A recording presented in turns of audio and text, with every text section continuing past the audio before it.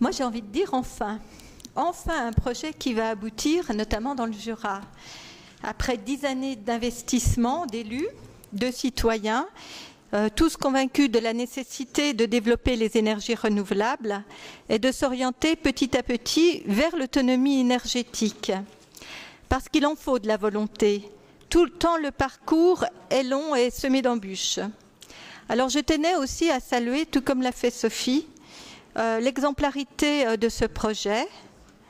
Le maire de Chamol a vraiment su mobiliser ses concitoyens, ce qui fait qu'aujourd'hui, il est accepté par la population. Et puis moi, les théories sur l'éolien, c'est pas beau. Vous êtes déjà passé à côté d'une centrale nucléaire. Vous n'allez pas me dire que c'est un modèle d'architecture ou d'esthétisme. Si. Ensuite, il est exemplaire par le modèle économique, le modèle de financement, donc qui fait appel à la participation citoyenne.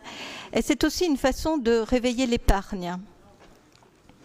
Et cette façon d'aller chercher le financement citoyen, pour moi, pour nous, a deux effets positifs. Premièrement, c'est la prise de conscience de notre propre consommation et de la nécessité de diminuer nos consommations d'électricité. Mais l'autre effet positif, c'est que l'argent investi en partie reste sur le territoire et il ne va pas engraisser des fonds de pension australiens.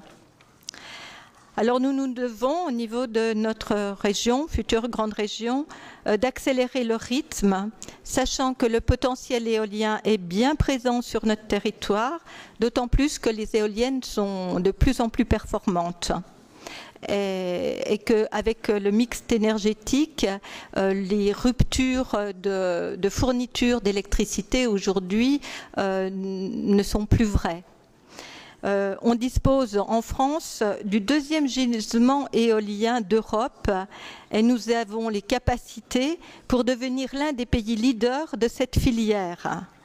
Ce qui permettrait également de relancer l'industrie. On sait aujourd'hui qu'on a des métiers qui pourraient tout à fait être utilisés dans l'industrie de la production d'éoliennes. Et un petit chiffre, 750 éoliennes, c'est une production égale à un réacteur nucléaire. Alors nous saluons l'implication de notre collectivité que nous avons appelée de nos vœux dans cette SEM, qui permettra le développement d'autres projets d'initiatives locales. J'espère qu'il y en aura encore beaucoup pour que notre région soit 100% énergie renouvelable, car c'est possible, et même l'ADEME le dit. Et ça ne coûterait pas plus cher qu'un scénario qui garderait 50% d'énergie nucléaire. Merci bien.